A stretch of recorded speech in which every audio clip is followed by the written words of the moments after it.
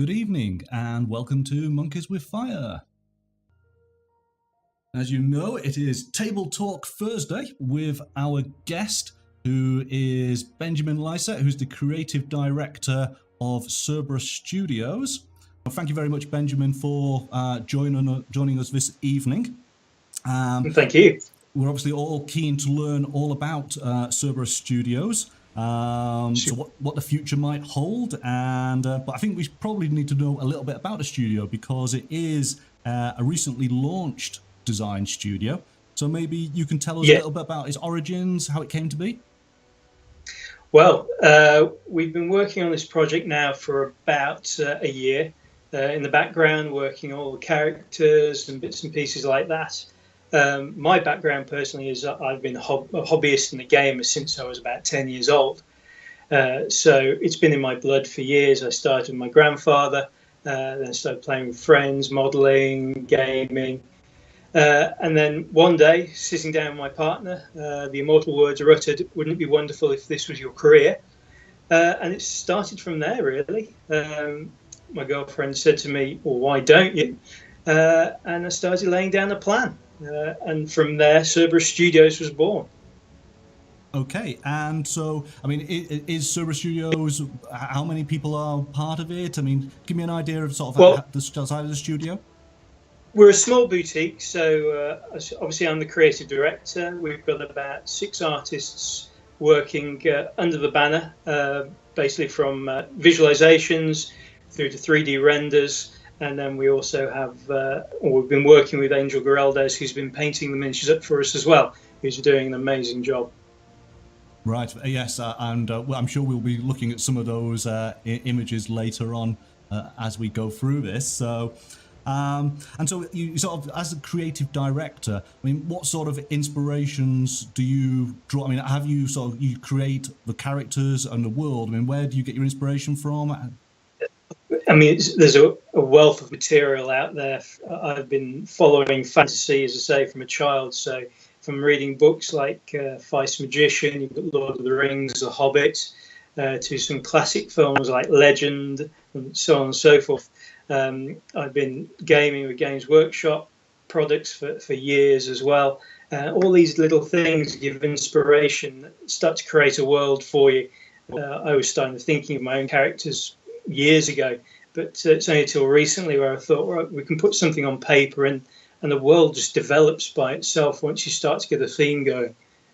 Okay, and so I guess that sort of leads in naturally then, because I mean, you're currently seeking funding on Kickstarter to bring this world that you're creating to life, and that's what I found very interesting, is that it wasn't just a range of miniatures, but it's actually an entire world that they inhabit. So do you want to expand upon that?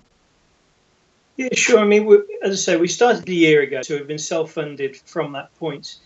But as with any business, you get to the point where you need to expand more. Kickstarter was a perfect tool, not only to introduce the product, but also the wider audience. As with everything, a story always helps fill in the gaps when you look at something. So not only wanted to create a range of striking images and models, but you bond closer with something if you've got a backstory. And each character, we thought, well, we'll create a backstory that links each one. And that link just grows and grows, which assists with the story as well. We've created a world around these 4 main characters that we've released on our Kickstarter. And from there, we've created sub-characters. We have armies and the wings waiting to be revealed. We've got gods, demons. There's so much that's growing simply from a very basic narrative for each character. Yeah, and it'll just keep growing, we hope. Okay, so should we start with the first image? Well, as I was saying, every good story has a strong narrative and the visuals are very strong. We wanted to start with, as you can see from the picture, a very dramatic opening scene. We've got the main characters, we've got the slaver in the background, we've got our main villain, the Kyrios, with his spear, and at this moment in time, our human version of Lazarus, whose first name, or human name, shall we say, was Diomedes. The woman chained on her knees by the slaver is Lazarus' wife.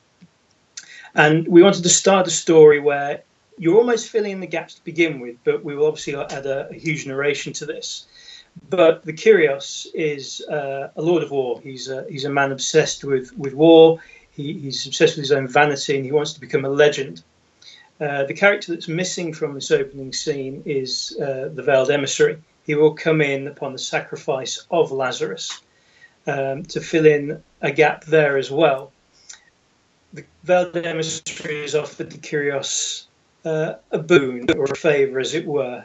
He can have immortality and become a legend and win over the world if he sacrifices a soul. This soul being Diomedes or Lazarus, who's chained up on his knees. The Kyrios is obsessed by this notion and will do anything for it.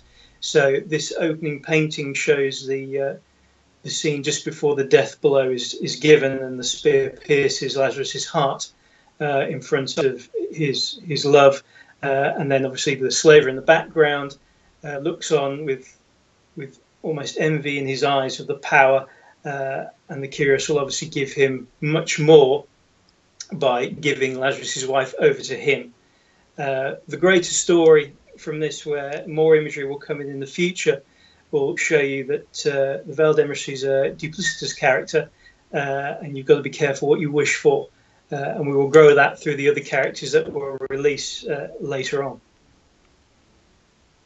Okay, so shall I move on to the next piece of art? And yeah, by all means. I mean, this is a perfect way of showing you the missing character, who you can see in the background, obviously behind me, but the Veiled Emissary, if you wouldn't mind bringing him up for me. Yeah, there we go. This is our main character, our first character that I visualised in my head and then thoroughly enjoyed bringing to life with the artists that we're working with. We wanted somebody who was evil straight to the core, but had a lot of mystery behind him. He's an ethereal being, but he's also a part demon as well. He can grant wishes. He's a collector of souls, but he has his own agenda. He wants to become a god in his own right. He plays second fiddle to a lot more powerful deities, and his backstory is a singular story in itself, where he wants to be more than he is, like the mortals that he's tricking as well. The beauty of this character is that he's linked to every character we will create in the future. The Kyrios obviously is a story we just went over. Lazarus is a direct link, because once Lazarus is sacrificed by the Kyrios, his soul is taken, collected by the Veiled Emissary, and he will give birth to the new form that is Lazarus, which I believe we can actually bring up in asset 3. Okay. Oh, so we just got the image of the actual miniature painted there. Let me. Again, a perfect example of that transition between our characterizations and then the model itself. We want to try and... Sorry? Shall I just go back to it there? There we go. Yeah. There we go.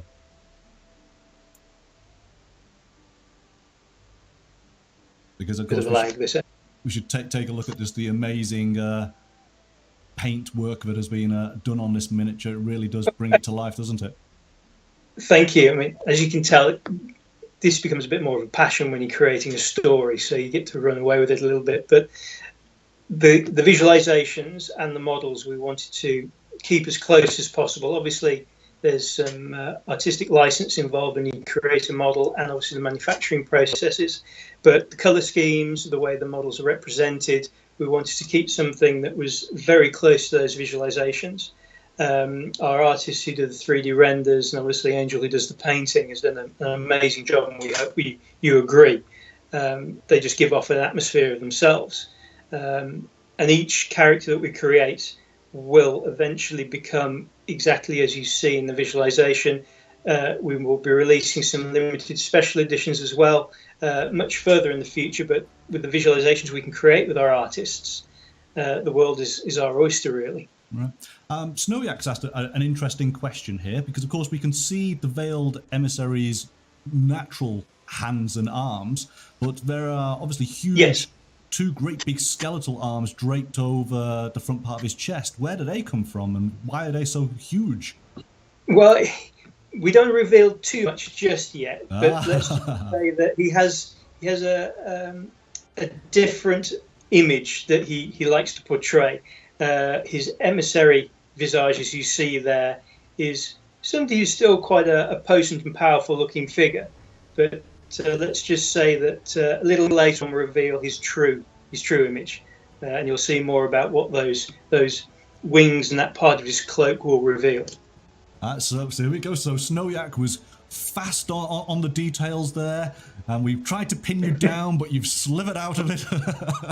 Yeah, I'm sorry. We'll release things slowly but surely, but trust me, it's worth the wait. His story is so in depth that we want to not drag it out by any means, but it's integral that we deliver the story in certain ways that really make you understand the character. There's more to him than you see. And his personality, as I say, is very duplicitous. So there's a lot to come from this guy. Okay, so in that being the case, we need to scrutinize the reverse view of this character. So let's just jump to that. Yeah, again, a visualization to a model.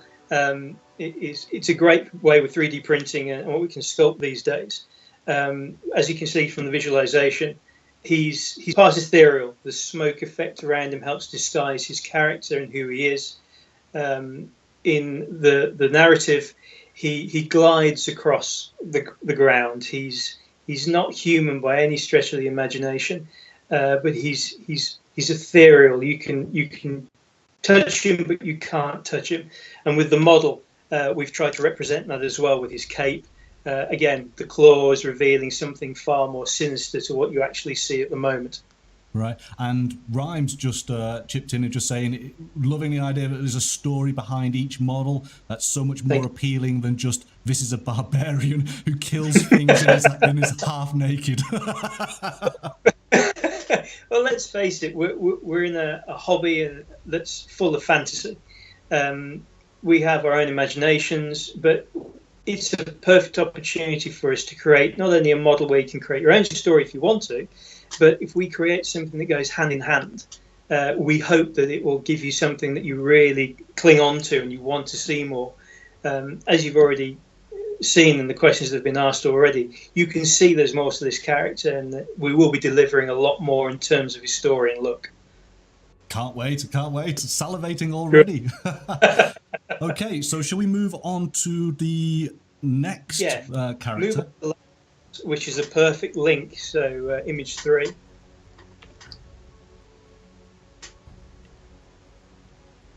As we saw in the first diorama, Lazarus was the character who was on his knees in chain looking up at the Kyrios.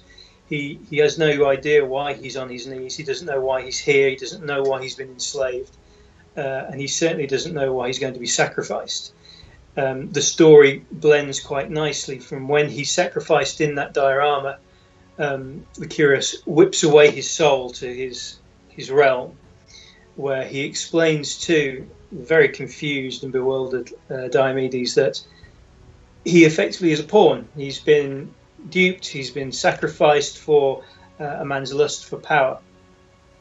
But as I was saying, the Veiled Emissary is a very complicated character. He has his own agenda, and he's offering a second chance to Diomedes, and he recreates him in an image that's more fitting to the adventures and the missions that he's got for him. So hence, in the visual that you can see now of Lazarus, he is reborn as the themes were taken from the Spartans, the Romans, the Greek mythologies.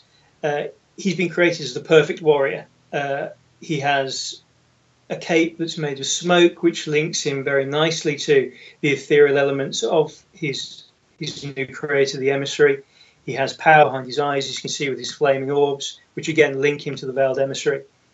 The story will grow exponentially from Lazarus when he goes on his various missions. He's immortal. He's confused. He's a character now that is one who wants to not only find out what's going on, why he was sacrificed in reality, but also get back to his love, his wife, who, as you saw in the first one, was on her knees and becoming a slave herself. So, I mean, is the character still of his own mind? Does he have still sort of a free will, or is he, as you say, No, it's almost a cruelty where the emissary has given him his free will. He doesn't know what's occurred because, as you can imagine, when you go from life to unlife, it's a journey that nobody really takes and comes back from. So his memory will start to come back about what's occurring, but the emissary will also fill him in a very painful and graphic way as to what's occurred and to why he's being reborn. The story will grow where the veiled emissary and Lazarus are linked. The only way that Lazarus can grow and gain his revenge and understanding is by doing these missions that the emissary will put him on. And again, we don't want to reveal too much, but he's very much of his own free will. So a lot of things will be occurring on the way. Okay. As you can see in the image as well, he's armed with 2 weapons, and those weapons themselves will be part of a story. Again, links here from Greek mythology and Hercules and his various trials. There'll be trials involved for Lazarus, and these weapons that you see in this visualization will be explained more. There's a lot more to them, just a simple spear and a simple sword. Okay, and I think we've got the miniature image next. Yeah, again, speaking like we did about the emissary, he's in a very different pose for this one in terms of the visualization, but the elements are all still there. We wanted to recreate the cloak because the cloak is very important to the character. It's, again, an ethereal, smoky element, and to convey that in a miniature form is no easy task. So we wanted to create something that has the ragged, torn effect of a cloak, but with, again, the painting that's been done on him. It gives you that link to the smoke effect that can come across. His striking pose allows something that's very dynamic. We wanted something that gave him that, so it gives purpose to the sword and the spear rather than him just holding them. We wanted something that delivered purpose, and hopefully you'll agree we've done that. Well, I mean, Falcon's just jumped on in to say beautiful model, and couldn't say better. Thank you. Let's jump to the reverse image then, so we can take a look at that smoky cloak. It's again a perfect illustration here at the back. The cloak, until you hear the full narrative, until we deliver the full narrative to you, acts as just a visual draw at the moment.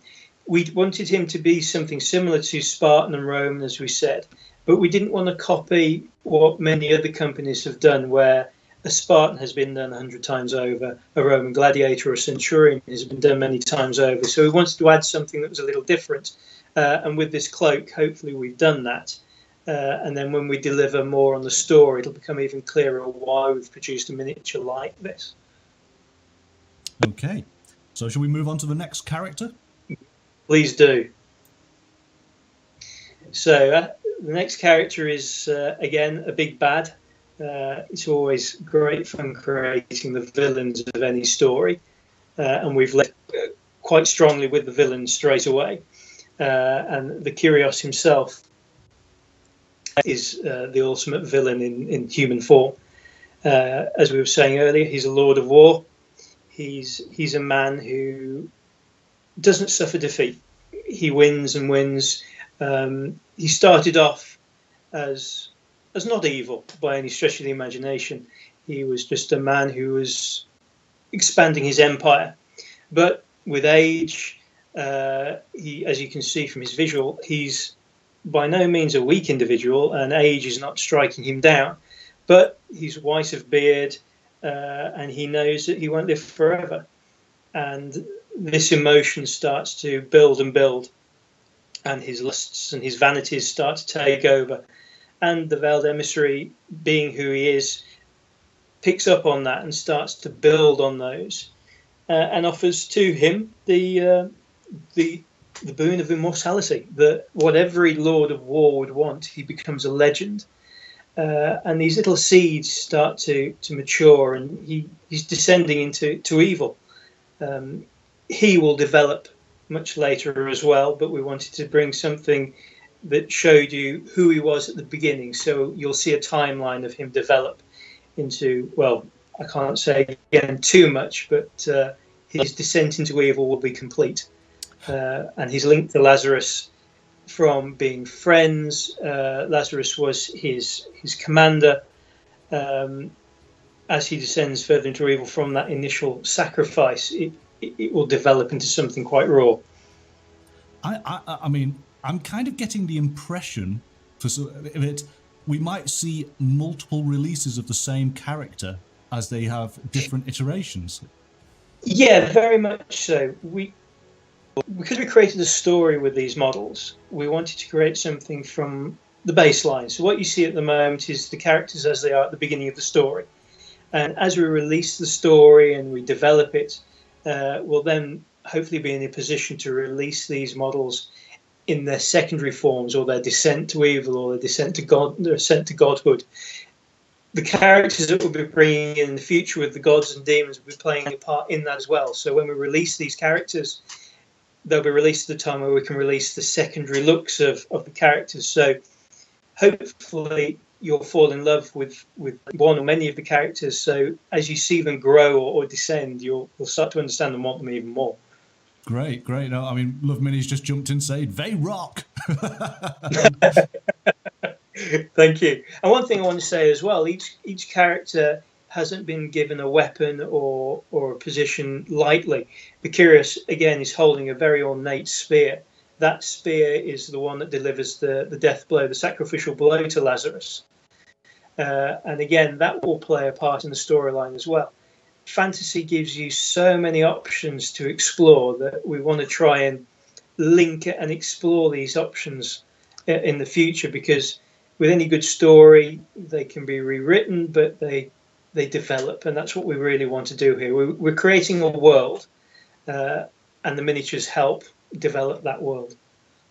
And so I think we can jump on to actually see the miniature. Oh, no, sorry, we'll move on to the next character. No. We'll move on to the next character, which is the Slaver. The visualization for the Slaver, we wanted to convey something that didn't upset people, because the visual of anyone in chains on their knees can be quite a striking one, but it was important to his story. This man he's evil. His commodity is people, beasts. He's a slaver, as his title shows. Again, taking notes from history, whether it be Roman, Greek, the days of the gladiator schools, the mines. This is his world. Man, child, woman. This is who he is, and he's been in a position, or finds himself in a position, to be linked to the Kyrios, which is why he's in the opening scene. And the scene that you see in that opening diorama is actually the slaver's home, his villa. He's entertaining his guests, he's entertaining the Kyrios, because he knows if he curries favour, he'll get a lot further, he'll become richer. He's self-obsessed, and he wants more than what his humble beginnings gave him. But unfortunately, because he's working in a world full of slavery and evil, it descends more and more into that evil and cruel world. And he's delighting in seeing the sacrifice scene. He's delighting in seeing Lazarus's wife on her knees. And we wanted to represent a model that gave that off straight away to match the visualization. So you've got a woman in rags on her knees, chained. You've got a man with a sneer on his face that you can translate however you wish. But again, his story will develop. His link to the emissary will become apparent. His link to the Kyrios is evident. And obviously, with Lazarus's wife on her knees, he's going to rue the day that he accepted her as his slave. There's certainly one thing that stands out with all of these miniatures is the poses tell a story. Just, they're not static by any means. There's a lot of character. There's a lot of thought that's gone into their sort of design, hasn't there? Very much so. Again, we're in a business where there's many miniature companies and very good miniature companies out there. So as a small boutique business such as ours, we wanted to hit the ground strong. We didn't want to release models that are very statically posed or just standing there, legs astride, weapons either side. We wanted the images to represent something with power or whatever the personality may give off. And it was very important for us when we released the 3D renders and the models that, again, customization is a very popular thing in the hobby, and I recommend it. It's something that helps our imaginations grow. But if we deliver something dynamic straight off the bat, you've got a model that sits on your tabletop, whether it be in our world, our game system that we'll create, or any other D&D, role play, whatever game you want to play. It delivers a personality that can suit you straight off, as we say. So Janus has that feeds in nicely. He's asking how you'll be expanding the story. Is this via a miniature game, a board game, books? Well, again, there's a lot happening behind the scenes. Let's just say that we wanted to deliver the miniatures because, again, it's something that I personally love as a hobbyist. The story itself grows as a lover of any fantasy tale, and it matches the miniatures. But eventually, we'll be moving it into. We'll start with board game, card game, role play, and eventually a full tabletop miniature game. We want to give people the options to have all of it, really. There's so many options here that we can pursue, and we want to do them well. So we'll be doing it in individual stages, but most certainly our miniatures will be related to a game in some form, and indeed all forms eventually. Okay. And so just quickly, hello, Frankie Lynch Art. Thank you very much for following the channel. I hope you've been enjoying what Benjamin has been telling us regarding the Slaver, one of the new miniatures from Cerberus-Studios. So then... And again, sorry to interrupt, just talking about the Slaver again and the evolution of these characters. I can say at the moment he's going to remain human. The beauty of this character is you need somebody that represents the darker side of civilization in its warped but human form, and hopefully we will do that with that character and the model that we already have. In a world where fantasy can take you to the extremes, as we say, we also want to be grounded in the fact that many people like the human aspects of the fantasy world. So he will very much be a stable, mortal element of the game. Okay, well, I think the next thing we're going to show is definitely not human. No. Well, let's hope not, anyway. Yes. Shall I jump across then? Please do, yeah. Show that to the chat room. Tell us more. Again, fantasy world. It's more than just humans. It's more than just your generic beasts. We wanted to create something that was unique, but something that could still be linked to the fantasy realms in other worlds and games. I'm a big fan of beasts in any fantasy game, whether it be dragons, chimeras. There's all sorts of things that we can dip into, and indeed we will be. But we wanted something that was fresh, something new, and hopefully you'll agree we've created something called the Claude Volitant. Again, a unique name. It's a dark beast. It's one that lives in the realm of Veiled Emissary. It's linked very much to a griffin, for lack of a better description, but also we love the aspects of the raven and what the raven in history and fantasy stories convey. So we created a monster that's part griffin, part raven, but also has the aspects of the dark and the ethereal elements of the Veiled Emissary. It's by no means a slave. It's sentient, but it acts as a beast and a mount for the Veiled Emissary. So if he wants to take the field of battle, he has something that's far more imposing than the less imposing slender frame that you see of him at the moment. In the actual visualization, we wanted to convey something as well that conveyed raw power, something that wasn't real. You can see the glow in its eyes and the emanation of glow and power from its open maw, that it's more than just a fantasy beast that can be killed easily. This thing's ethereal, it has magic about it. And from the visualization, we wanted to show scale.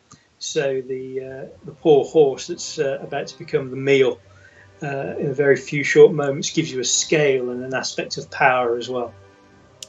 So just because you just mentioned the word scale, can I jump to an image that we haven't got, but I have got separately?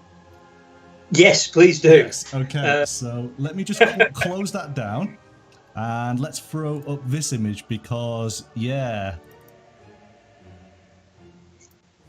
Again, models come in all shapes and sizes. We wanted to give you something that was really imposing. Hopefully we've done that with its, not only its scale, but its pose. It's big. Snowyak's going, what? And yes, again, he's named it the Craven. We wanted to keep it close to the visualization. We wanted it to convey something that you wouldn't want to meet in reality. We kept, for the model, it all about the clawed volatile. We didn't add the elements of the horse and things because we didn't want to detract from the beauty that is the character. And we hope that you have it on your battlefields and it'll rain terror in whatever guise you want it to. I mean, and I have to say, we really, from our point of view as well, we want to see these miniatures on tabletops or on painting tables to see where your imagination takes you, because we have visualizations in our head and how we've showed them to you. But the beauty of this hobby and this business is that it's limitless. So we really look forward to, if you buy our product, show us what you do with them, because there's so much you can do. I mean, that's something, again, which is really nice, is that this is a miniature that could be quite happily on the tabletop being played, but also, naturally, it's got its own little diorama, it's got its own little story, just by it being situated on an outcropping of rock. When most, most of the miniatures why is it on rock? Are just on a base, aren't they? And you've got to create the rock face. Well, the base gives it scale. It gives it a bit more of an imposing action on the battlefield or on your table. But it also lends itself, we think, to so much more, because it's a hobby where we paint, we build, we convert. That solid base that he's sitting on can be grown so much into whatever diorama you want to create of your own, whether it be a rocky outcrop. Is he sitting in a pool of lava? Is he sitting in a lake? You know, the possibilities are endless, and we hope that we will see that.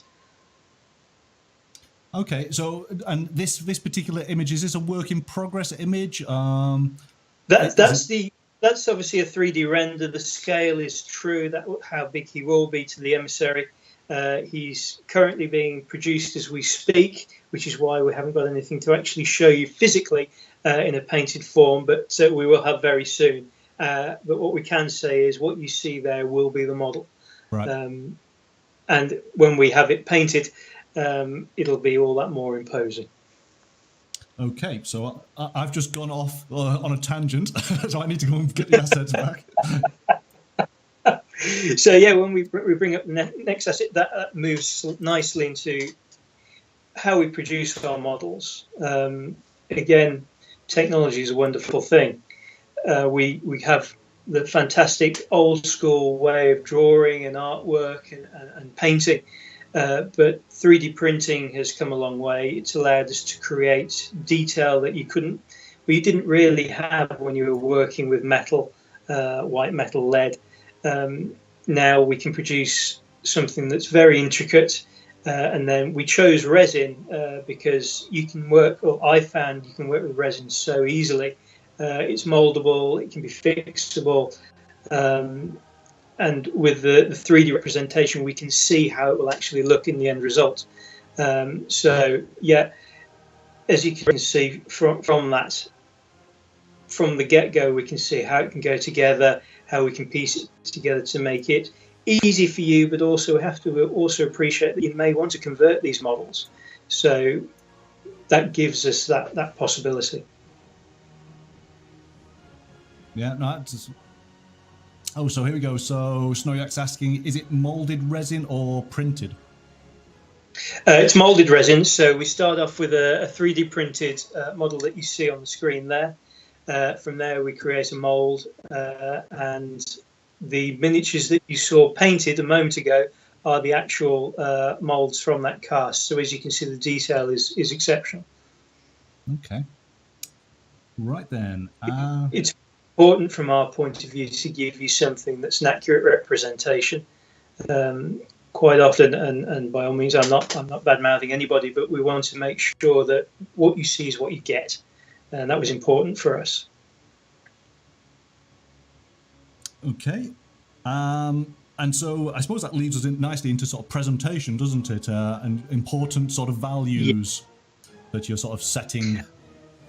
And before we do a reveal with that, again, it links nicely to the story, our models.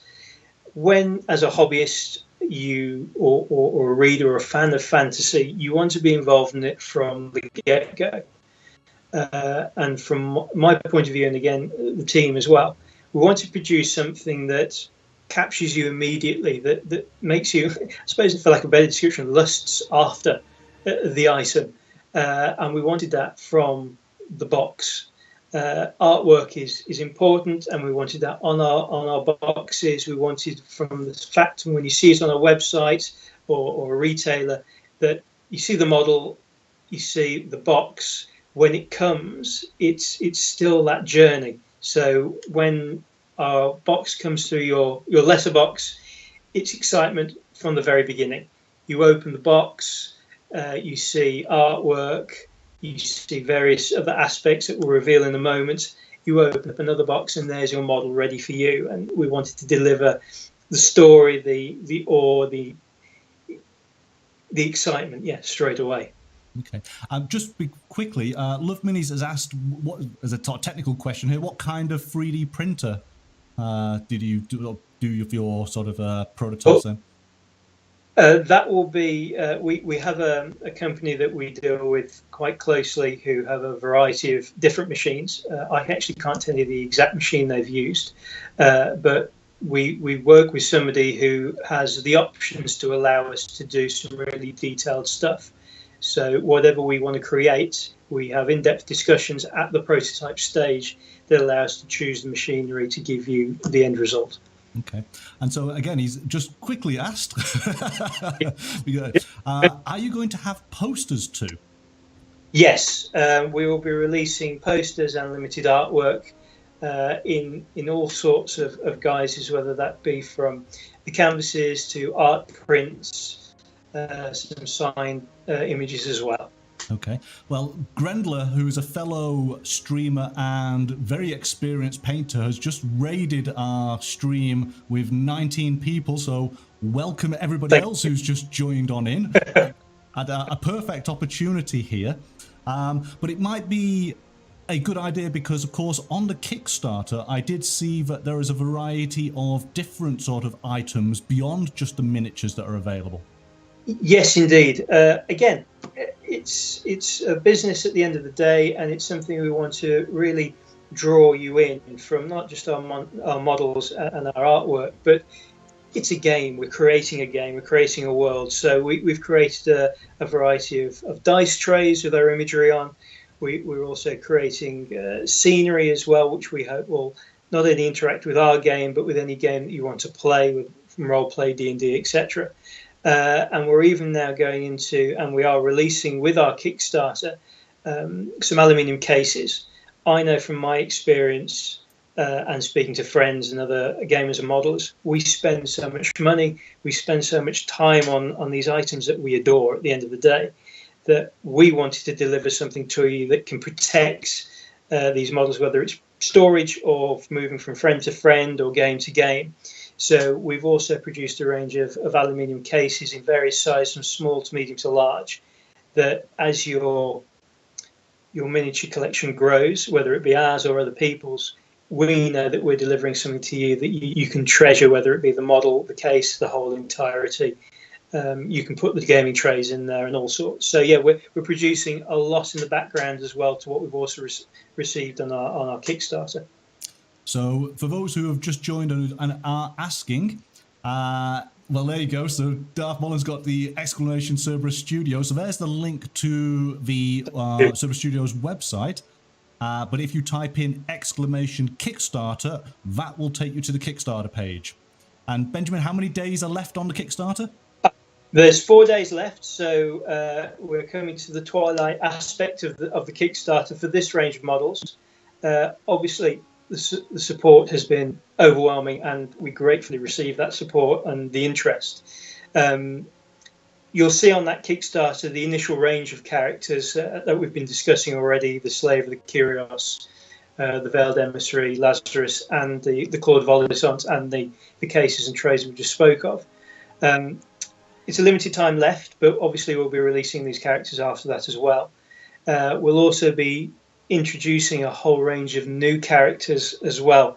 As of this afternoon, we're delighted to say we hit our goal. As you say, we've got 4 days left, so there's plenty of time to expand on that goal. But the more we expand on it, we can deliver a whole new range and wave of characters that you'll see in the Kickstarter, and we'll discuss shortly on here. Okay then, so shall I do an unboxing? Yes, please. Okay. Hope the boxes will speak for themselves, but yeah, carry on. All right then, so let's change this. So Benjamin was very kind and generous to provide a couple of the miniatures from the range, and I'm sure this is, you know, quite common for all of us. We all get our little brown craft box. We're all quite used to that. I certainly seem to get a lot of miniatures in this sort of format, but nothing. I can't be more surprised as to what I sort of saw as I opened up this box and how delighted I was. As Benjamin's kind of alluded towards, I'm just going to open this up. And so within it, I got nicely protected a secondary box. And this secondary box is actually the box for the miniature. So we've got some wonderful artwork here already. The box is beautiful. It is probably one of the nicest boxes I've ever seen. It's so lovingly put together. The production value, I cannot understate it, is absolutely off the chart. This is probably one of the finest miniature boxes I've ever seen, and I have not been put up to say that, I guarantee you. So I opened this up. I mean, it's got that lovely snugness to it that I can't get into it now. And so we take this off. We want the models to be safe. Oh, they're safe, they're safe. And we have this wonderful piece of artwork. So this, of course, is Lazarus. Yes, indeed. Done in this very, very nice, I'd call it a graphic pen style. Am I right in saying that? Yeah. I mean, it's obviously done with the aid of computers, but it's all graphically done on Photoshop. So it gives you so much more freedom to deliver something that has texture to it. And again, that was important from the get-go from a visualization point of view, but also with the boxes that you're revealing at the moment. We're a tactile race, and we wanted something that exuded that quality that hopefully our miniatures do at the same time. And of course, the nice thing about it is that the artwork is, of course, representative of the miniature that you're about to see, as opposed to the concept art. Yes? Yes, very much so, yeah. So we move this out of the way, and then, of course, we have this lovely padding in there to protect the miniature. And I will just move the miniature to one side, but even... Oh, sorry, I'm looking at the wrong one. Hang on a second. Right, underneath the padding is a nice foam pad. That's just brilliant. So it's just another layer of protection, another layer of care and attention that's gone into the production. Yeah, again, very important from the get-go. As a hobbyist, again, as I keep saying, I've ordered miniatures in the past for years, and you don't want something coming through your door which is broken, because that's just heartbreaking. So we wanted to give you something that hopefully, I mean, you can't protect everything completely, but we wanted to give something that was snug, it was safe. So if it happens to be thrown around or knocked around by the postman or through the door, then it's safe, and that was important. Okay, and so I have the miniature here, so you're going to have to work with me a little bit as far as I think I might have to move the box because the lights will be too bright. Let me change the focus value here so we can see. Here we go. So you can see now. So this, of course, is Lazarus. Yes, indeed. The clarity on the reproduction here. I mean, that's really sharp lines. Beautiful. Really, really nice. Thank you. As we were saying before, with the 3D print, it allows you to do things that are far more detailed, and that again is very important from our point of view. When you look at a 3D render, you always hope it's the same as what you see, and we always endeavour to deliver that for you. He's got his head there. As regulars to the channel will know, I will not be painting his eyes. Actually, I can get away with it. These are glowing eyes, so we'll be okay. Yeah, well, exactly. Again, our representation was blue, but we're interested to see what other people do. Okay. We've got his sword, and we just have a little bit of clean up there, but that's fine. That's as might be expected.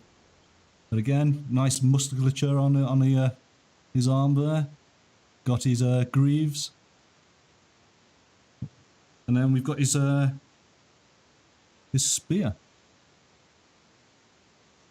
Again, quite a delicate-looking weapon, but trust me, on your tabletop, it's not delicate. And then, of course, and this was the bit that took me a while to sort of understand, but this is, of course, the cloak stroke, the smoky, ethereal shroud that is around him. The cape, it was designed in such a way that it acts as a support for the model as well, because he's in such a dynamic pose. Yeah, so I'm trying to put him together there. We needed something that was strong, so you've got a solid structure to the model with our cape. And again, as you say, it'll be fascinating to see how painters interpret this ethereal cloak. Yeah, it's very exciting from our point of view because there's so much talent out there. Whether you're a professional or not, the skill levels now are getting better and better each year. And we're really excited to see how people represent smoke. It can be done in so many different ways. So exciting times. Yeah. So that is Lazarus. And of course, he came in little baggies for the individual parts. I won't put those back now. So we will take a look then at the villain of this story, which of course is the veiled. The big bad. Yeah. The veiled emissary, and of course we have a nice piece of artwork to already sort of set the scene. So as soon as each box, depending on which character you purchase, will have the unique artwork represented to that model. So again, you know, if we hope you collect our miniatures, you'll have a nice collection of artwork as well. And so I will just open him up. Let's put that there, and then we can put it on collect everything.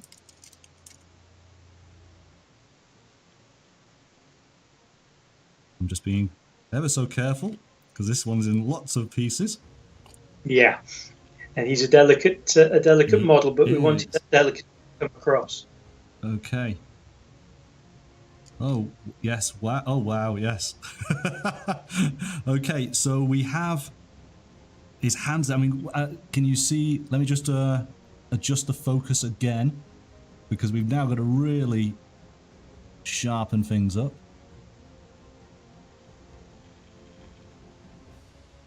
You can see his individual fingers and claws, more to the point. Yeah. Again, we wanted it close to the visualization, so technology has allowed us to do that now, which is wonderful. This is a guy who needs a serious manicure. Well, as I say, his secondary look, there's a reason why he looks like that. So. And I'm just going to try, yes, because of course, oh, wow, oh yes, wow. So I want to be careful because this is where we sort of add on the extra, so the claws and part of his cloak and the hands coming down. I'm just going to put this one on there because that fits in nicely. So again, what's great is this is a sub-assembly, so you can really get behind and get all the detail. Let me just change the focus again. Yeah, again, from a prototype point of view, many people have different ways of putting models together. Some people like painting them while they're in their separate pieces. Some people put them together and paint them in one fell swoop, but this gives you that option. That's really, really nice. And of course, again, that allows you to concentrate on all the little intricate details, all the swirls of the cloak. Allows you to do highlights, depths of shadow. That's beautiful. And then we take a look at, so of course there's his other arm and his other sort of hand, and I'm being really careful with this. But that is lovely. And I can even, can I see, oh, here we go. I just want to, you can, am I right in thinking I can actually see some markings on the inside of his palm there? Yes. Yes? Yes, indeed. Wow. Okay, so that gives you an idea of just how much detail. Let's take a look at his face. And the fantastic thing about this detail is that you can paint this detail to highlight the personality of the character, no matter what your skill level is. So some miniatures can be very plain, so you have to rely on your painting skills. We hope that with the way we've produced these, that it gives you the options no matter what your skill level is. You can still produce something that looks fantastic. No, absolutely. And I mean, that's the thing. So again, beautiful, beautiful miniatures. Some of the, if not some of the best I've ever seen, I must admit. But then it's the whole package that came, as I said, right from the offset. To open this up, it was a real joy. It was, you know, taking from one step to the other. You know how you do sort of like past the parcel, isn't it? You're taking one layer off and then the next layer off, and the excitement builds as you go through the process. And that's exactly what happened when I received these. Is that wow? You know, really was amazing. Really, really nice. Which is absolutely wonderful to hear. Thank you. So on this channel, we would call this exclamation fantastic. That's what we would do. Superb. And so Rhyme has chipped in there saying, looks like Supreme Commander Snoke. Not intentional, but we'll take that. Thank you. Yes, yes. And Ooze is saying that's a lot of detail. Yeah, this is not a 4+ product. Yes, absolutely not. But we hope when we release the game, all ages will be able to play it. So, okay, so let us. If I jump this back over to, yeah, that's there, and we press that there, and we press this. It's all very professional. So there we go. We can see some of the packaging and the two primary miniatures that have been painted already. Again, just a nice little visualization to give you almost a tease of what the scale is and what we can deliver for you. Excellent. Okay then, so, and you were talking about an aluminium case, wasn't you? Yes, indeed. I actually have a physical case here, if you excuse me 2 moments. This is just one of the smaller cases. So let me just put you to full screen so we can see. Oh, hang on. Click that.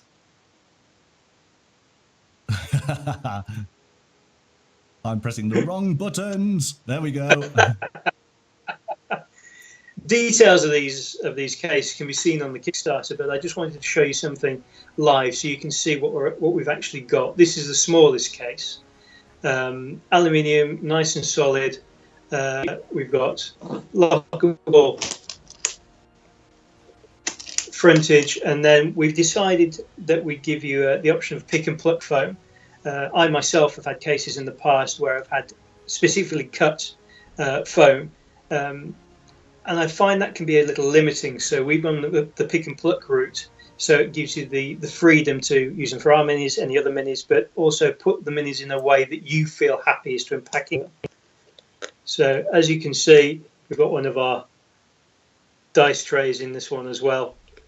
But if I just remove that, it's all pick and pluck, nice strong foam. So we take it seriously about delivering our products in a nice and safe way.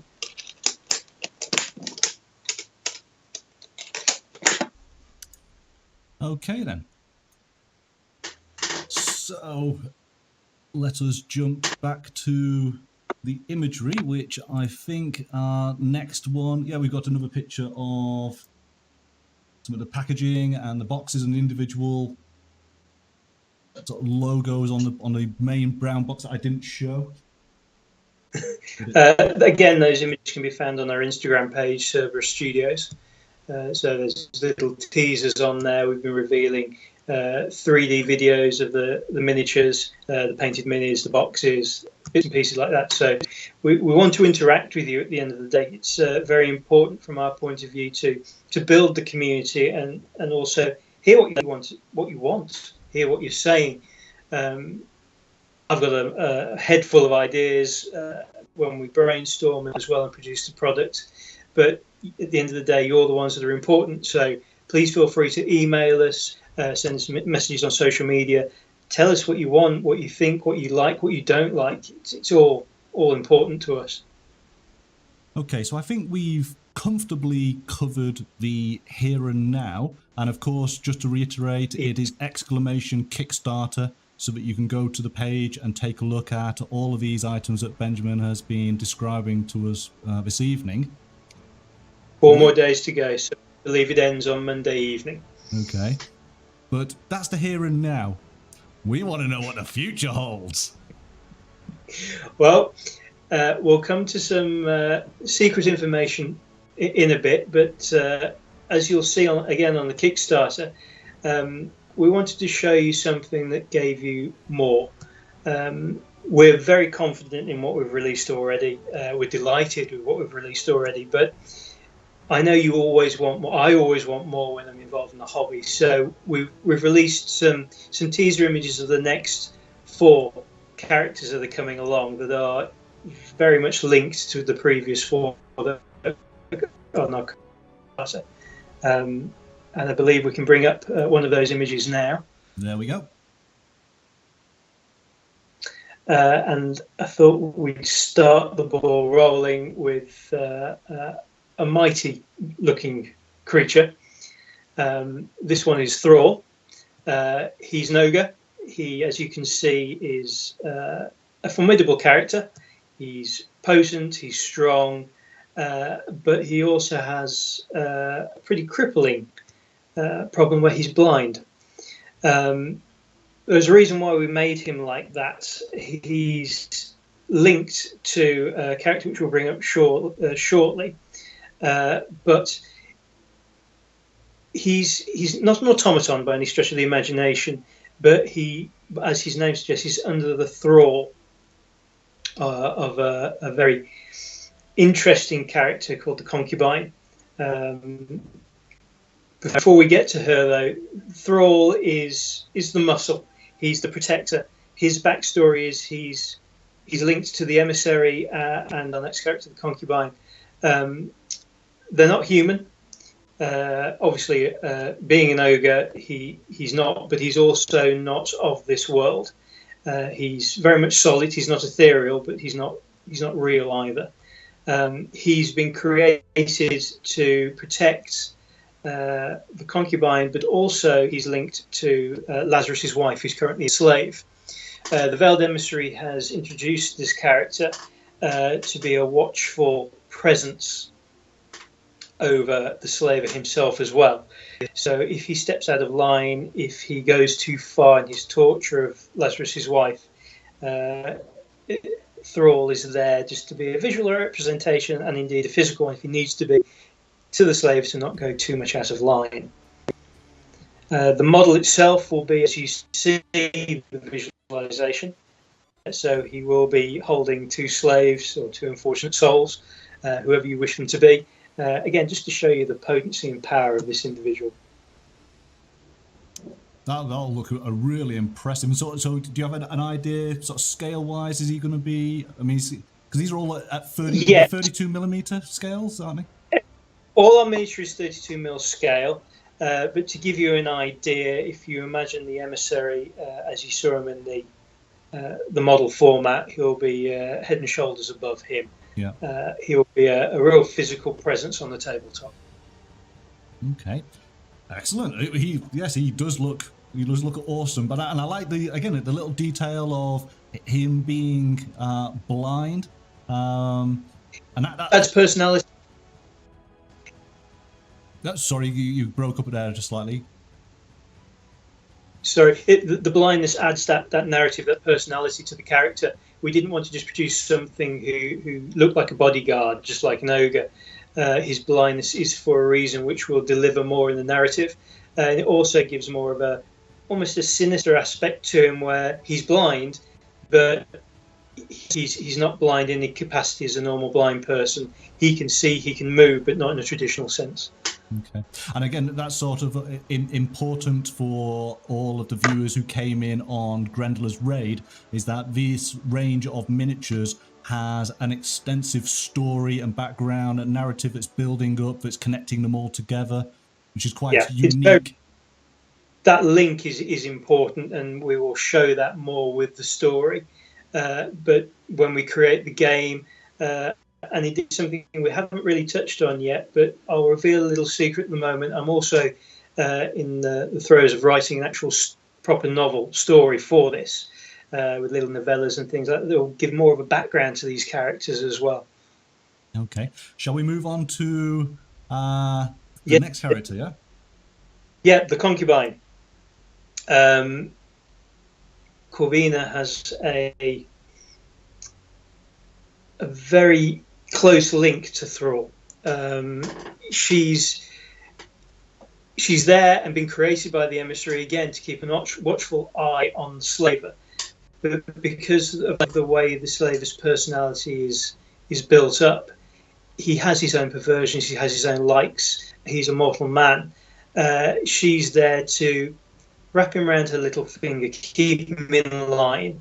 Again, they've both been created to keep a watchful eye over Lazarus's wife. She has a very important role to play in the emissary's storyline, not only because of the link to Lazarus, but he has ideas of how he can use her soul, her mortal form as well. So going back to the concubine, she's there to guide the slaver, keep him under control, but again, if he steps out of line, Thrall is there to not only protect Lazarus's wife, but also her as well. Because let's face it, we're creating a fantasy world. It's a world of battles. As much as the fact she's a formidable character,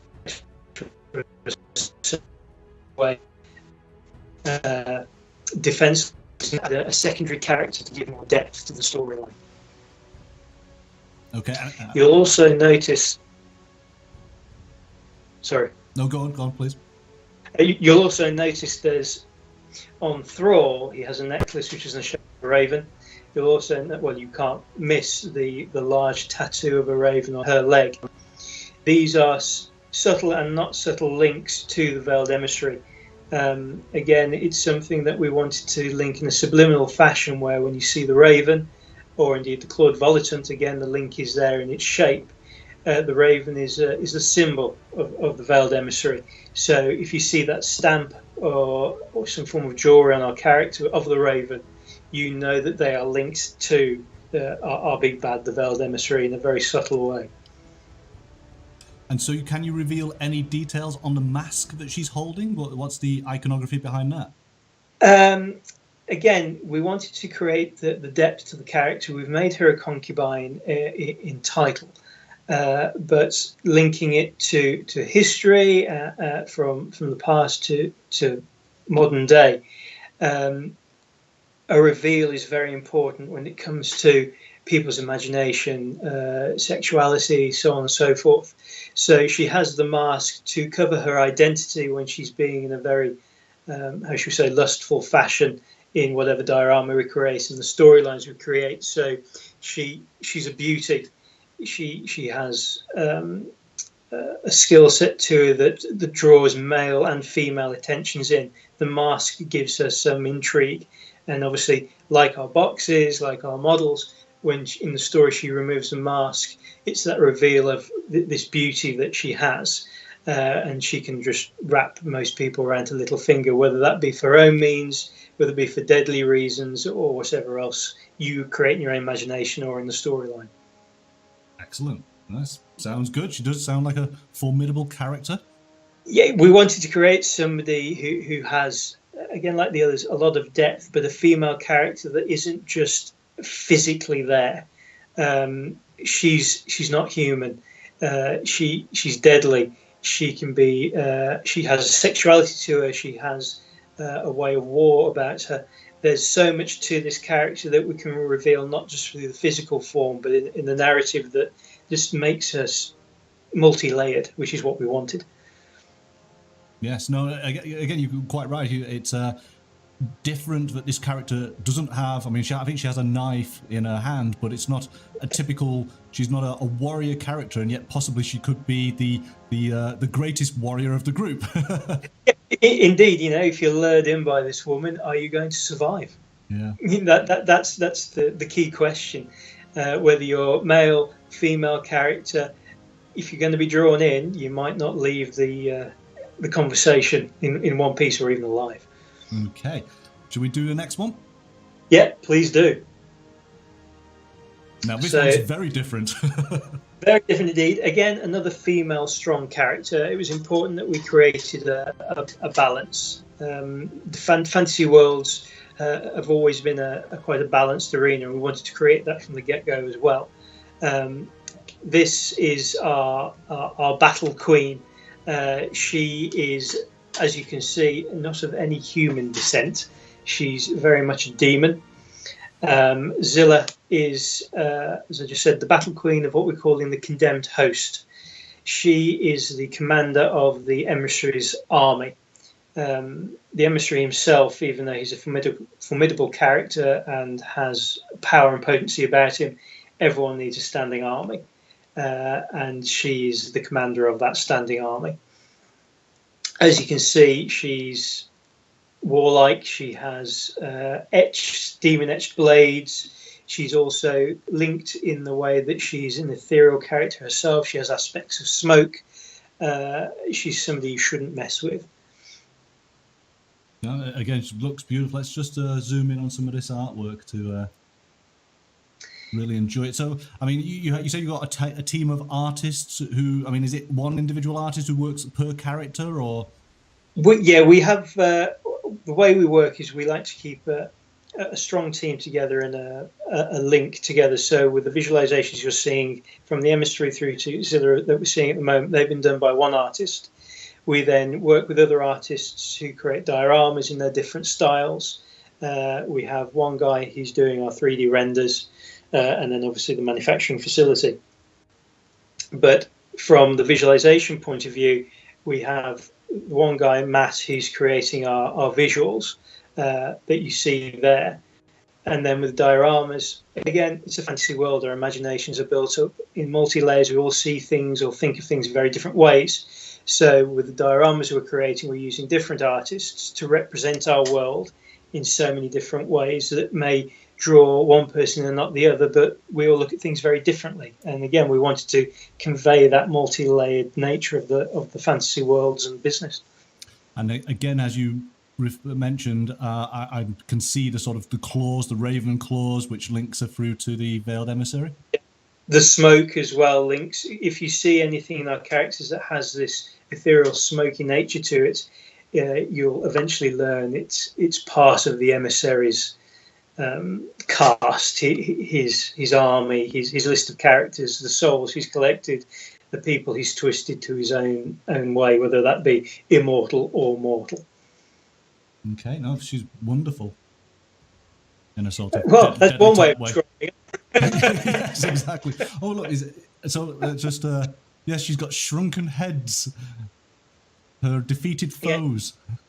Yeah, she's not somebody you mess with. Again, like the concubine, she's somebody who is potent. She has multi-layers. She's somebody who has history. Who are those the heads? Who do they belong to? Are they just kills? Do they belong to warlords? Do they belong to members of her army? Somebody who's displeased her?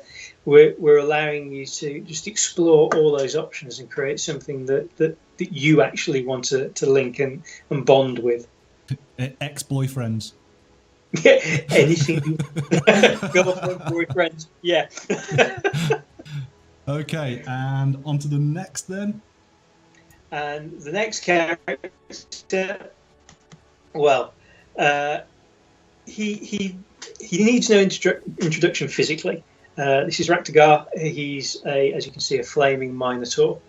Again, it's a fantasy world. We keep going back to this. We want to keep dipping into this rich pool of beasts and characters. I love Greek mythology. I love the Minotaur story.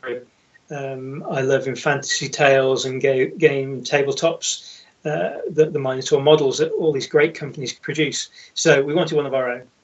We wanted him a bit different. His backstory is he's second in command to Zilla.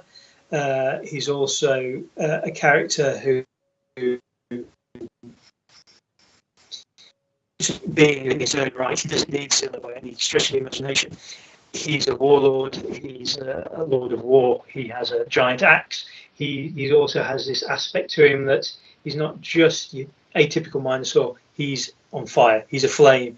He's part of the elements. He's part of the world that gave birth to him, that the emissary created. He's volcanic. He's raw. He's potent. He's a god of war. No, he does look very, very impressive. Hopefully, as I say, we will be creating the miniature to represent that as well. And again, from a painting aspect, creating flame on a miniature is wonderful to do. Painting fire is even more fun. And the levels of skills, you say, that are out there, we're really looking forward to seeing that come across on the miniature. Well, Snowyak is saying he likes the Minotaur. And Jabstar, welcome to the channel. He's saying, basically, these are the best characters I've ever seen. Amazing. Thank you very much for that comment. That's wonderful news from our point of view. We're such an early and brand new company. This is always a scary thing to do, really. We're creating a world. We're trying to please as many people as we can, and hearing these comments is just amazing. Thank you. Yeah, we'll talk and get that quote off you, Jabstar. Our people will talk to your people. So that is essentially these were all teased on the Kickstarter in the comments page, yeah. Yeah, the characters you see there in our update section on the Kickstarter. Again, we've created some artwork to give you something that's a bit different. They're a reveal without being a full reveal. So, again, I love the whole historical aspect of stories. So we've created some artwork on the Kickstarter that shows you on a parchment effect to give you a little link into a storybook, or you've come into a room like any role play where there's a book on a tome on the table. You open the tome and there's these images. Who are these characters? And that's how we're revealing these characters in the future as well. This tome will be telling you the names and the visuals, but then we go really into the in-depth narratives when we release the characters fully. And so, going to press you a little bit here. A time scale. I mean, of course, as I say, we've got 4 days on the current range.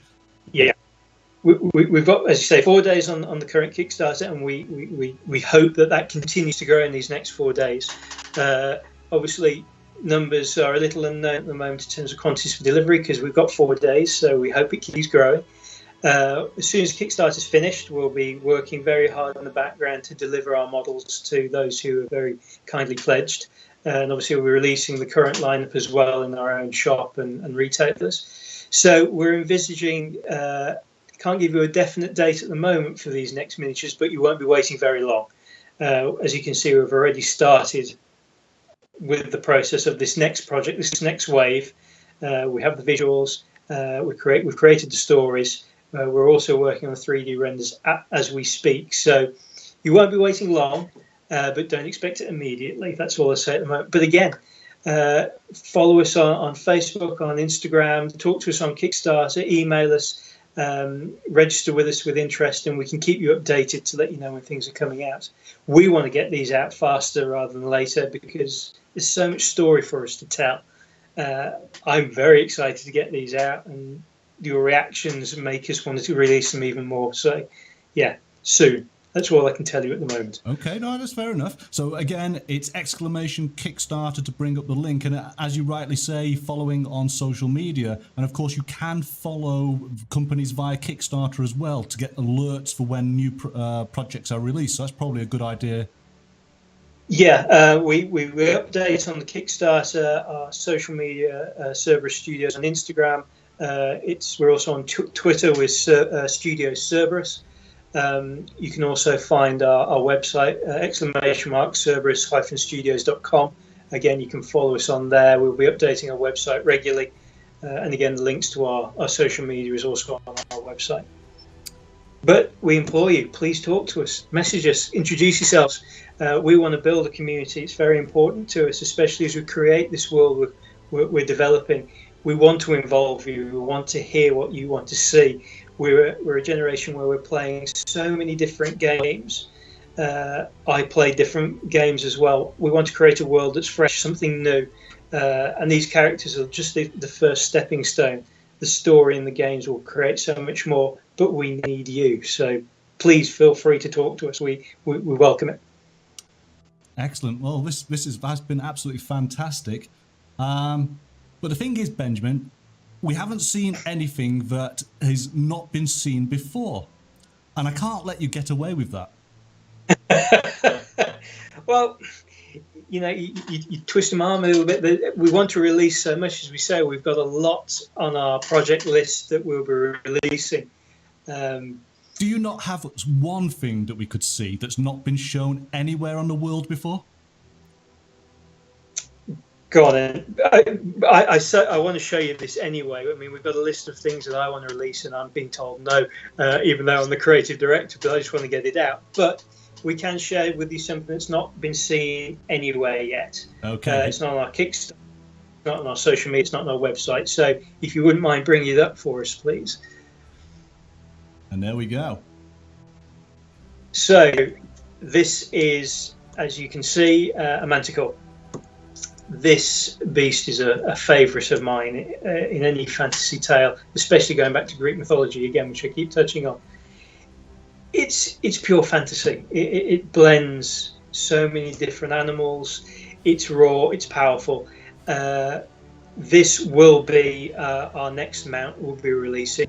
So you've seen our Claude Volatant, you've seen its scale, you've seen its personality. This will be on the same grand scale.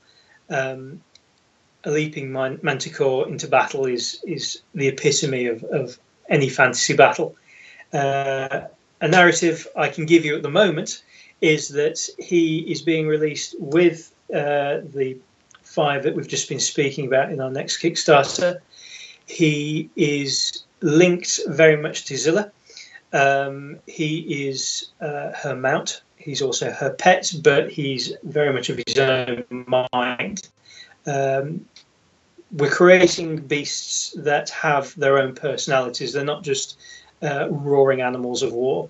We're not saying they can speak or anything like that, but again, linking such rich tales and stories from childhood, where you had He-Man and Battle Cat, and Skeletor had his own Panther that didn't have any personality apart from roaring at you. This is what we're touching on with our beasts and creatures. The narratives will tell you much more rich storylines, but when you have the model for yourself, you can create your own story, and that's what we want to do. And with this visual, you can see, he's raw. It's an animal that belongs in a very hostile environment. The environment you see there is battle, it's war. You don't want to come against this creature, it will kill you. He looks truly formidable and impressive and intimidating, and I love this, the battle cat vibe. He eats you. Yeah, whether he stings you to death, he tears you apart, he bites you, he roars at you, he flies at you, whatever. This creature will definitely be something formidable on the tabletop as a miniature, and again in the game that we'll be creating in the future. Okay, well, thank you very much for showing us that exclusive image of one of the miniatures that will be coming out with the new set. Absolute pleasure. As I say, there's so much more I want to show you, but we've got to keep you waiting for some things, and hopefully you'll be eager to see it when we release it. Okay. Should we throw some questions open to the chat? Is there anything you want to ask Benjamin? Now's the time. So what we'll do is we'll just let people write their questions in, and then I will start to feed them through. Ask anything you want to say. We want to hear from you. We want to hear your remarks. Hopefully they're all positive, but if there's anything negative, we're open to hearing those as well. Tell us what you want to see in the world that we're developing. We're creating landscapes at the moment. We'll have some artwork to show you soon as well of our villains, castles, keeps. You've seen the villa in the first diorama. This isn't just about models. This is about the world, about the art. Tell us what your thoughts are. Let's hear it. Okay, so Darth Mullen is asking, when will the rules system be available? Again, can't put a timeline on that at the moment. We want to release a strong wave of miniatures first. So we've got the first, in our first wave Kickstarter. We'll have a second Kickstarter soon. We're working on the foundations at the moment. I'd say we'll probably create either a board or a card game to begin with. And then we'll start discussing rule systems as well with you in the community when we're at a position where we can. There are so many different ways of playing a game that, again, the community is important. So, again, we repeat it. We want to hear from you. So, in answering to that question, no real definite date for you to give you anything at the moment, but we are creating foundations. So let's hear what you enjoy, what you prefer, what you don't like. Dice games, different rule sets, stats, what you enjoy. Let's hear it. Okay, and has anybody else got any questions they want to put to Benjamin now while they got the opportunity? Because I've got one last final question for you that we always ask. Anybody who is interviewed on this channel gets asked this question, and hopefully you're going to be equal to it. I'm sure you will be. Oh, here we go. Hopefully. So Darth Maul is saying, so it'll be a line of products backing these models. Yeah, again, yes. We want to cater to a large proportion of the gaming community. So whether you're a gamer, a modeler, a painter, a collector, we'll be producing, we hope, a range of products that will entertain you, whether you went to the arts and you want posters, stories, if you like reading the stories. We've got the dice trays, just simple accessories with our branding on to give you a bit more richness on your tabletops or your games. We'll be backing things up as we go along. So when miniatures come out, we'll have more to back them up with the storyline. We'll have more storylines backing the models up. And then eventually we will have the game systems, which will give you just a completely immersive experience, we hope. Okay, I will obviously if anybody else does have questions, then feel free to obviously ask them in the chat and we will come to them. But what I'm going to do is, as I say, Benjamin, we always ask everybody who basically does an interview with us to sort of understand a little bit about their background. Yeah. Obviously, did they paint miniatures when they were a kid? And so I've got to ask you the question, did you? If so, what did you paint? Were you any good? Well, as I say, my background and hobby started at a very young age, around 10, and I spent many a happy hour with my grandfather at the beginning, collecting models, and we painted them together. We started off with, I think, like many people did back in the day, I think 1990s we're talking here, goblins, orcs and goblins, they were the pinnacle at that point. I was always into fantasy, so yeah, we did paint some models. Have we got some to show you? Yes, we have. Please don't judge me. I was 10 years old at the time, but I liked colour back then. I've got a few here, but I believe I've also got some images that I can show you as well. But if I just show you one of the first miniatures that I painted, some of you may recognise it. I don't know if you can see him quite clearly here. Let me. But, I'll just move you across onto the. There we go. So you may recognise, you may not. This was Skarsnik. He was the Night Goblin chieftain. He was a big favourite of mine back in the day, and still is, to be honest. It was very upsetting when they wrote him out of the timeline with the Age of Sigmar coming in. But this was my first attempt. I say, don't judge me too harshly. No, it's looking good. It's great that you've still got him. I've still got all my armies from back in the day. Orcs and goblins. I did a few Skaven. My grandfather at the time loved Empire, so he collected an Empire army. But orcs and goblins were always mine. Go with Skarsnik. I've also got a very, very old version of Gobbler. So everyone loves squigs. We've got a picture of him, haven't we? So should we jump to that? Let's. Yeah, please do. And do that. So that should show you a small little cross section of what we used to do. There we go. I mean, they look great. Models back then were fantastic. They opened up a whole world. When you're a 10-year-old, your fantasy world is growing exponentially, and we had great fun collecting these and painting them. So just jumping back, so Jabstar is just saying here that the Kickstarter is 32mm resin fantasy miniatures, so that answers Darth Mullen's question as whether they would be 3D printed or resin shot. But Jabstar's then saying the detail is insane. Thank you. Yeah, 3D printing to begin with to get our prototype, and then from there we get the resin molds. Okay, and so this is a photo of some of your earliest painting of miniatures as a 10-year-old. Yes. Did you say? Yes, indeed. Yes, quite a long time ago now, unfortunately. But okay. We can also bring up something which is a bit more current. Some of the Lord of the Rings miniatures which I painted recently.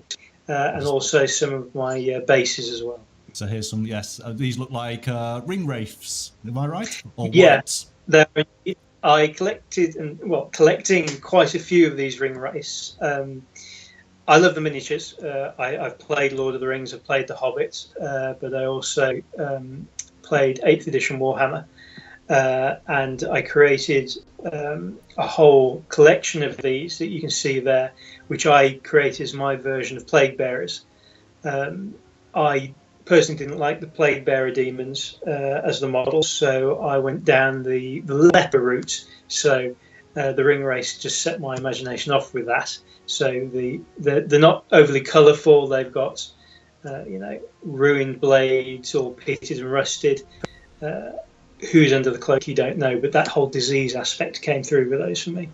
Great, and as you say, you've got some bases that you've done.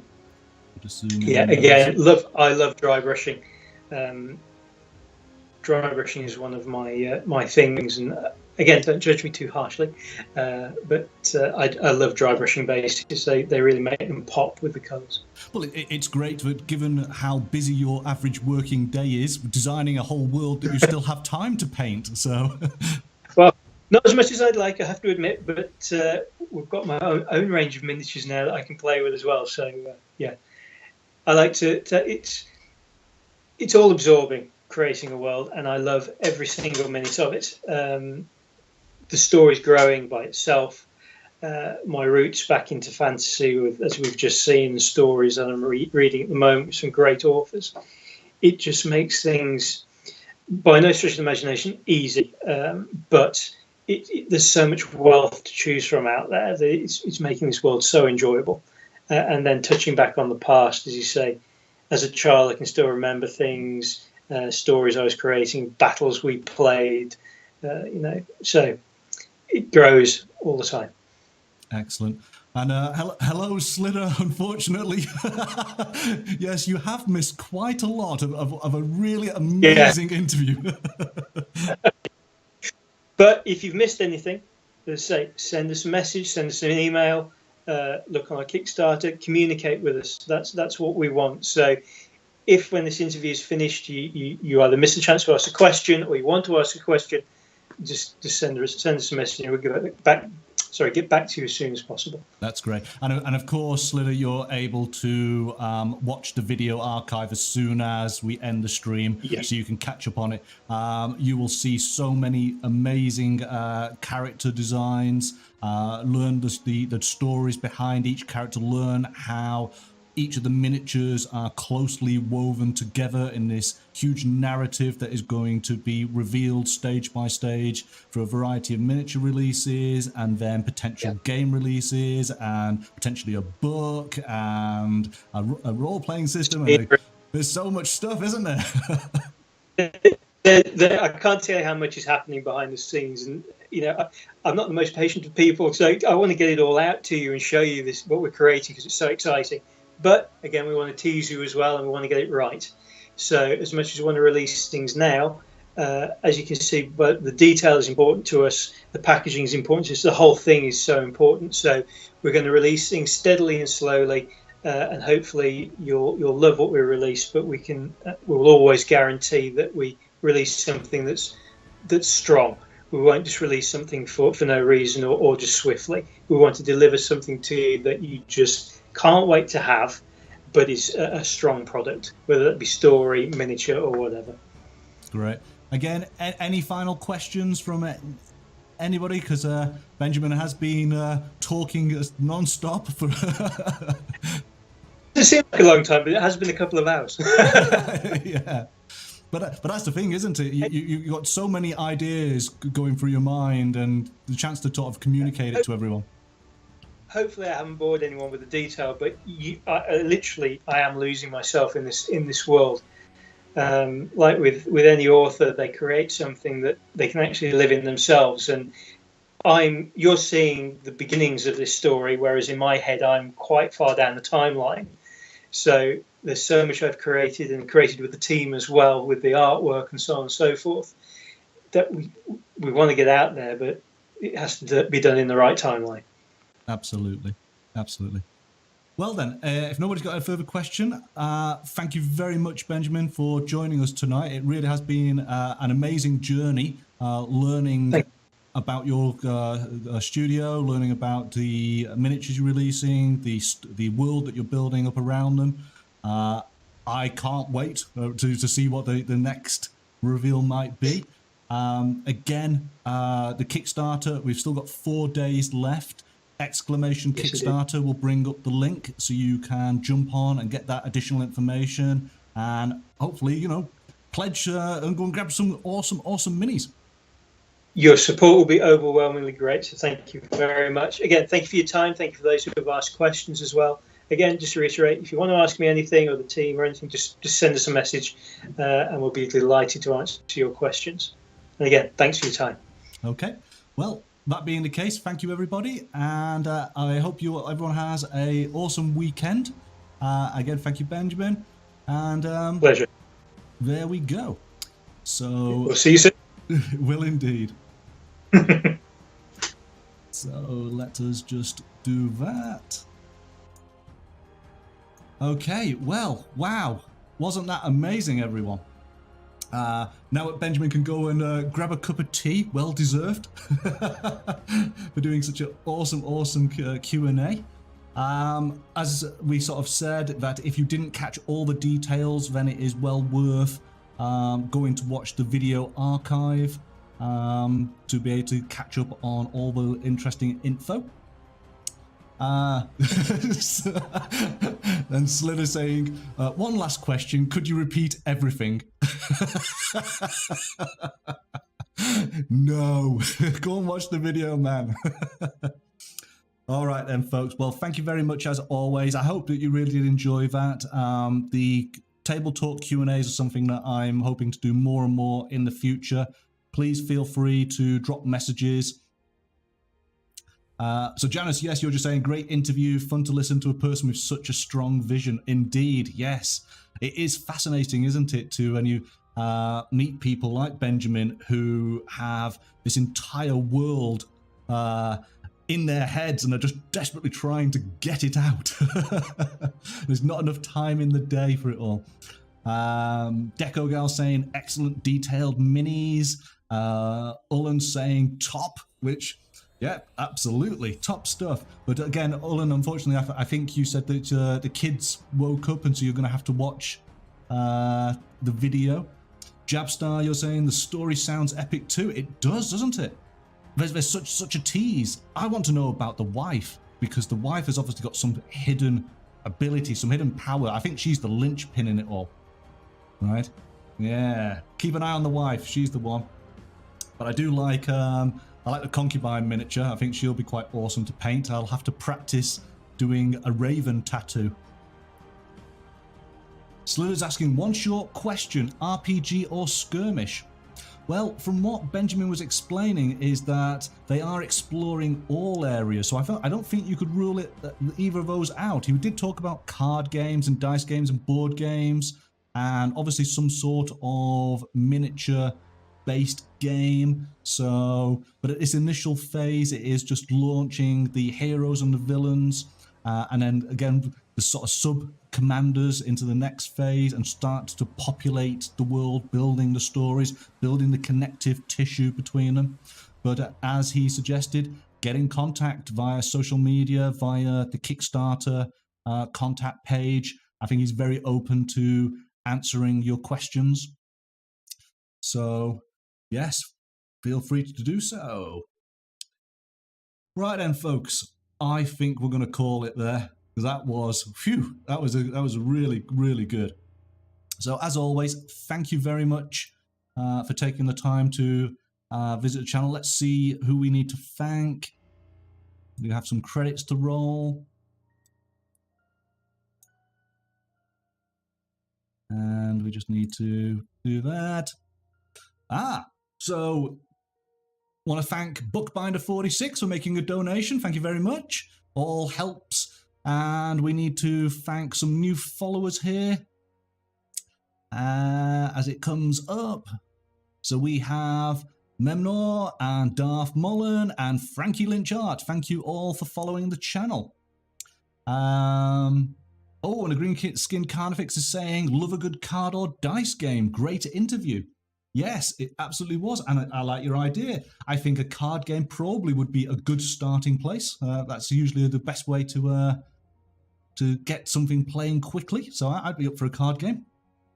Love Mini, oh, thank you, Monkeys with Fire. You're very welcome, Love Minis. This is the part of the channel that I really, really enjoy, and I hope to do more of it in the future.